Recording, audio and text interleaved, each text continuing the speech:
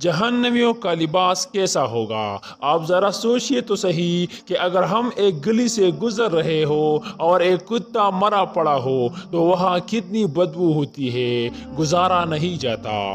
اگر گدھا مرا پڑا ہو تو پورے محلے میں بدبو پھیل جاتی ہے۔ ایک جانور کی لاش اگر کل سڑ جائے تو اتنی بدبو ہوتی ہے۔ ایک کتاب میں لکھا ہے کہ اگر ساری دنیا کی انسانوں، حیوانوں، چرندوں، فرندوں، مچھلیوں، حتیٰ کہ سارے مخلوق کو ایک جگہ جمع کر دیا جائے اور سب کو موت دے دی جائے اور ان کے لاشیں گل سڑ جائے تو جتنی بدبو اس جگہ پر ہوگی، جہنمی کو جو کپڑے پہنائے جائیں گے ان کی بدبو اس سے بھی زیادہ ہوگی۔